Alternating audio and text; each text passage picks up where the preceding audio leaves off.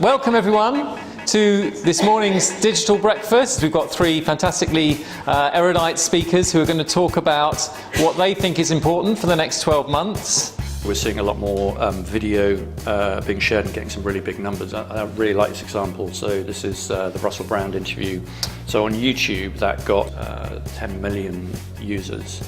Any ideas how many people watch the original interview on Newsnight? What's the average weekly audience for Newsnight? Yeah, it's about 600,000, I think, for the average week, and that's been falling a lot.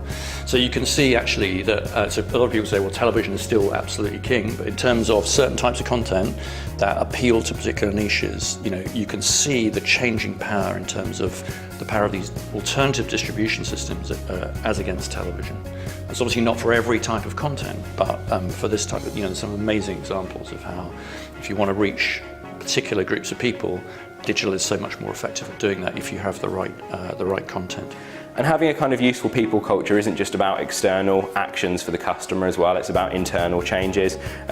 We think that brand partnerships are going to be a massive trend next year, and this is probably the best example I think you could hope to find of a brand partnership in action at the moment. So IBM and Apple recently announced that together they were going to release some enterprise software for businesses, and anyone who knows a little bit about the history of these two companies probably know that 10 years ago, diametrically opposed, this would have been like a completely impossible thing to imagine. But actually I think they've realised two things. I think they've realised that smart brands need to work with the way that the market has evolved.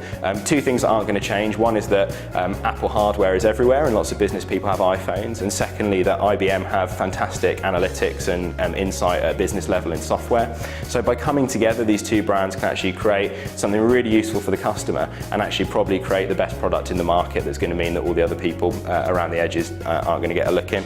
I think that actually the content creation is going to become much more of a cornerstone of the sponsorship agreements.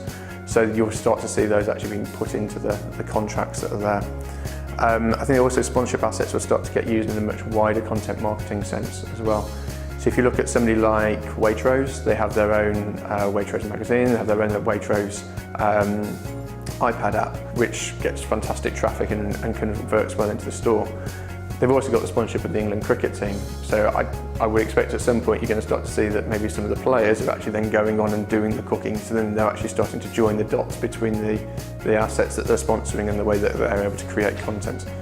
And for fans of the England cricket team, actually seeing the sort of meals that Alistair Cook wants to eat before and in training is going to be of value to them.